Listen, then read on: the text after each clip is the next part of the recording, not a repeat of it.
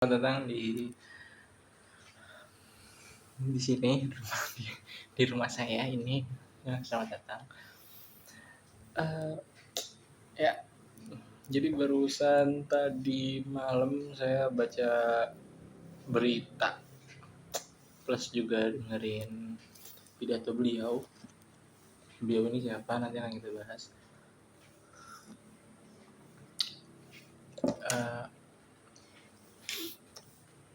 Beliau ini adalah sosok pemimpin yang harusnya disegani oleh seluruh rakyat Indonesia. Gitu. Ya jadi beritanya itu apa?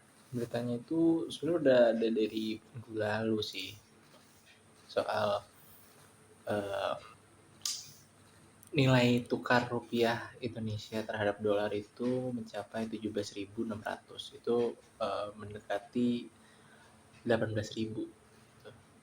Apakah dia akan ingin apakah apakah ini apa itu ya? Saya bahkan bingung untuk mendeskripsikannya gitu karena emang itu cukup complicated. Uh, ini kan bisa bilang masalah pelik gitu ya, masalah yang cukup complicated gitu, karena bisa dibilang masalahnya maksudnya dampaknya itu bukan cuma di sektor negara gitu,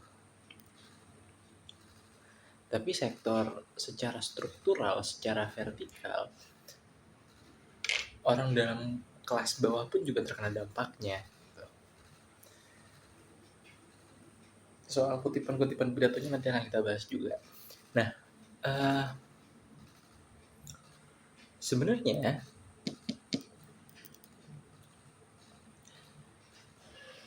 apa dampak dolar bagi negara? Simpelnya adalah transaksi utang itu gitu. Jadi aku nggak tahu, aku lagi saya nggak tahu berapa banyak utang Indonesia ya. Yang jelas satu SPPG nggak cukup untuk membiayai utang negara gitu, tapi cukup untuk membiayai kampanye Prabowo 2029. Dan pada intinya adalah kita kan berurusan utang kan dengan orang luar ya, bukan sama tetangga gitu. Tetangga dalam artian tetangga gitu, kayak misi pak bu saya mau satu nggak disambil ngelus dengkul, enggak. Kita Indonesia berutang dengan negara luar yang mana perlu pakai nilai tukar dolar, luar dolar gitu. Kan nggak mungkin Indonesia misal bayar utang ke Amerika pakai rupiah gitu. Toh juga di Amerika nggak jadi apa-apa gitu. Dan ketika negara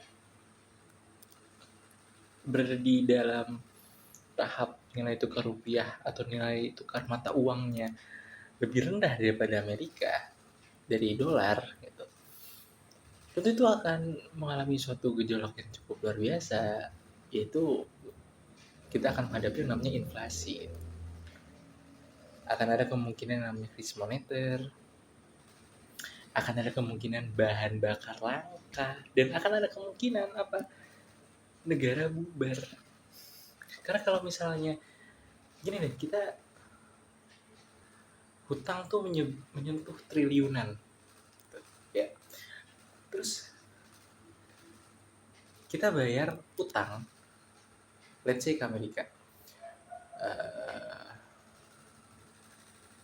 pasti kita kan bayar pakai dolar gitu, yang tadi saya bilang pasti bayar pakai dolar. Kalau bisa pakai rupiah, kita bayar misal kita ada punya 5 miliar ke Amerika, 5 miliar rupiah nih kita kasih ke Amerika, Amerika bakal convert itu ke dolar dan kurang. Belum, kalau sekurang nanti Donald Trump marah terus gitu kan, ribet gitu kan. Belum lagi urusan dolar ini kan banyak banget gitu, kayak bahan bakar, Emang Indonesia bisa produksi bahan bakar sendiri? Enggak. Enggak. Emang Indonesia bisa produksi padi sendiri? TNI ngapain bikin food estate? Enggak kan itu. Jadi bahan bakar akan naik karena kita akan membeli bahan bakar dari luar negeri gitu kan. Kalau bahan bakar naik berarti apa yang terjadi? Langka kemungkinan besar. Orang-orang yang ngontrak tapi punya PCX bakal bingung gitu kan, nih PCX bakal ngapain ya gitu. Tapi ngontrak tapi punya PCX gitu. Nggak bisa dipakai juga karena harga bahan bakar mahal gitu. Orang yang punya Fortuner juga bingung, diesel juga mahal. Terus kalau kita ngomongin, oh ini mah masalah orang kaya, orang punya PCX, punya Fortuner. Diam mulut Anda. Kita ini kan makannya nasi ya, beras deh. Kayak tadi saya bilang, Indonesia kan nggak bisa ngeproduksi beras sendiri. Akhirnya apa? Beras import di Thailand lah, di mana. Import berarti butuh duit. Kalau dolar naik, ya, kalau dolar naik, gimana? Kita Indonesia mau nge-impor apa? Impor beras gimana? Sementara pertumbuhan ekonomi kita oke naik. Tapi emang iya perputarannya ke situ.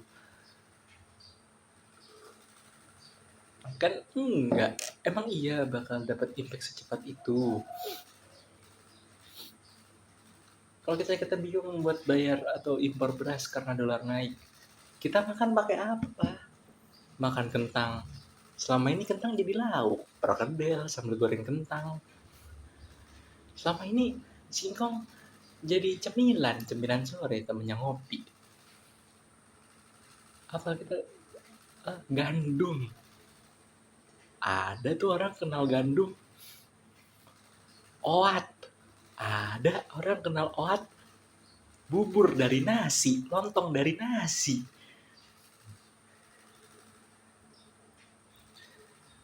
Terus maksud saya gini loh, ketika suatu hal yang terjadi sudah mulai hiruk pikuk seperti ini, berarti kan ada sosok pemimpin yang berguna untuk menenangkan gitu, bukan untuk memperkeruh keadaannya. Pemimpin itu kan gunanya untuk itu kan, untuk memenangkan rakyatnya. Tapi apa yang terjadi saat ini? Ya nih, dan di desa nggak pakai dolar kok, ya kan? kok beliau seperti merendahkan. Ini saya nggak kasih tahu siapa yang ngomong ya, cuman kok beliau seperti merendahkan.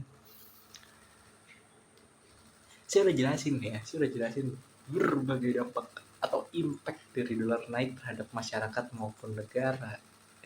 Dari kelas negara, elit negara sampai orang yang paling kecil sekalipun ya, itu impactnya tuh. Terus orang di desa nggak pakai dolar kok. Terus beliau bilang lagi, ini tuh adalah masalah yang cukup pelik bagi orang yang tiap hari atau satu tahun ke luar negeri. Hey, itu Anda. Itu mah kamu aja. Kemarin ke Jepang, ke Korea. Ngurusin negara apa bisnis Anda? Maksud saya gitu.